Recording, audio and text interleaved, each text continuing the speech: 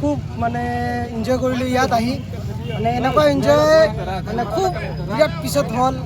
India মানে আজি final জিতিলে আমালোকে বহুত এনজয় কৰিম আজি কিমান আশা আমালোকৰ আৰু এনজয় হ'ব এতিয়া মানে জিকিব 100% 100% জিতিব ইণ্ডিয়া ইণ্ডিয়া জিতিবহে এইবাৰ খেলখন চাই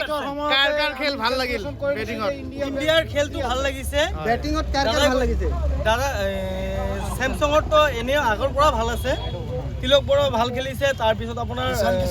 ঈশান কিষাণো ভাল খেলিছে ভাল পাৰফৰ্মেন্স দিছে বহুত দিনৰ পৰা অভিষেক শৰ্মাৰ ফৰ্ম নাছিল আজি পাৰফৰ্মেন্সটো ভাল দিছে কাৰণ অলপ কথা শুনিছে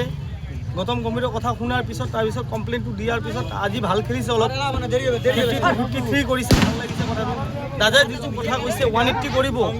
180ৰ বাহিৰত যাব নিদিবই আৰু ইণ্ডিয়া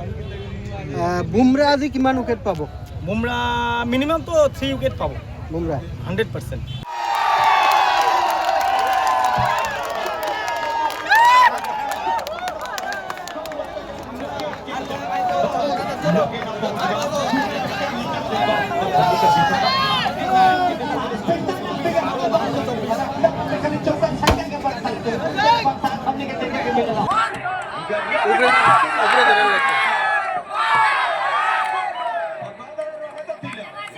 খুব মানে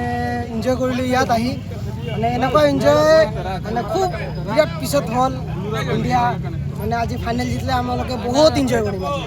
কিমান আশা আমালোকৰ আৰু এনজয় হ'ব এতিয়া মানে জিকিব 100% 100% জিতিব ইণ্ডিয়া ইণ্ডিয়া জিতিবহে এইবাৰ খেলখন চাই কাৰ খেল ভাল লাগিল বেটিঙত ইণ্ডিয়াৰ খেলটো ভাল লাগিছে বেটিঙত কাৰ ভাল লাগিছে দাদা চেমচাঙৰ তো এনেও আগৰ পৰা ভাল আছে তিলক বড়ো ভাল খেলিছে তাৰপিছত আপোনাৰ ঈশান কিষাণো ভাল খেলিছে ভাল পাৰফৰ্মেন্স দিছে বহুত দিনৰ পৰা অভিষেক শৰ্মাৰ ফৰ্ম নাছিল আজি পাৰফৰ্মেন্সটো ভাল দিছে কাৰণ অলপ কথা শুনিছে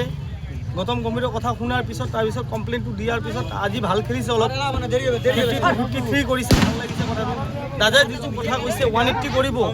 180ৰ বাহিৰত যাব নিদিবই আৰু ইণ্ডিয়া বুমৰা আজি কিমান উইকেট পাব বুমৰা মিনিমাম তো 3 উইকেট পাব বুমৰা 100%